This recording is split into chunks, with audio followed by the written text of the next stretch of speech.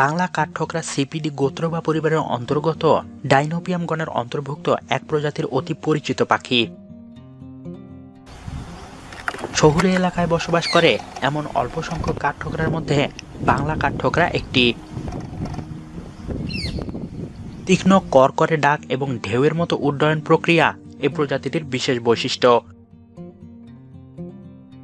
ডাইনোপিয়াম গণের সদস্যদের মধ্যে একমাত্র এই পাখির গলা ও কোমর কালো। এরা আকৃতিতে অন্য সব সাধারণ কাঠঠোকরার মতোই, কেবল ডানা ঢাকনি উজ্জ্বল হলদে সোনালী।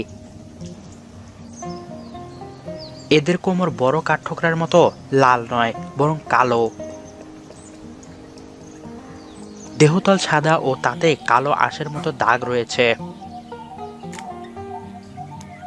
এদের গলা ও থুতনি কালো এবং তাতে অস্পষ্ট সাদা ডোরা দাগ দেখা যায়, যা দেখে একই অঞ্চলের পাতি কাঠঠোকরা থেকে এদের আলাদা করা যায়। এদের ঘাড় সাদা ও পাশে কালো দাগ থাকে। বড় কাঠঠোকরার মতো এদের মুখে গোফের মতো লম্বা দাগ থাকে না, তবে এদের বুকে আঁশের মতো মোটা ও কালো দাগ দেখা যায়। এদের চোখে কালো ডোরা থাকে।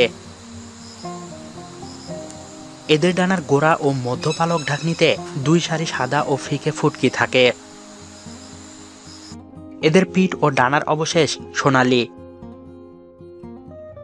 চোখ লালচে বাদামি ও চোখের চারদিকে রিং সবুজ।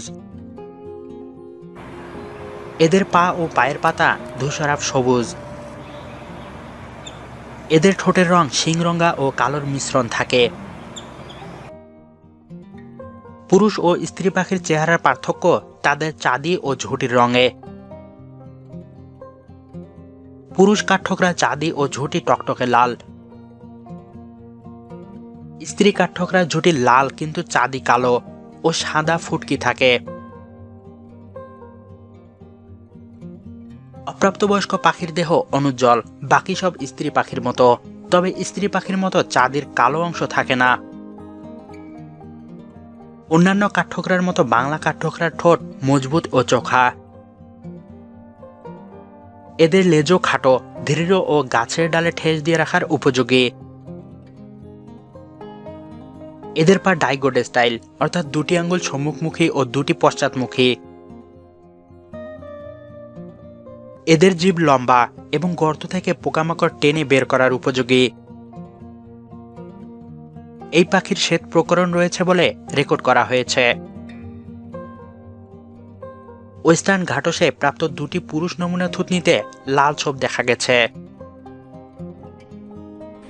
লখনৌতে একটি স্ত্রী কাঠঠোকরার নমুনা পাওয়া গেছে, যার ঠোঁটের মাথা মোহনচূড়ার মতো বাঁকা। পাখিটি বাংলাদেশ, ভারত ছাড়াও দক্ষিণ এশিয়ার বিভিন্ন দেশে দেখা যায়। বাংলা কাঠঠোকরার বৈজ্ঞানিক নামের অর্থ বাংলার বলিয়ান।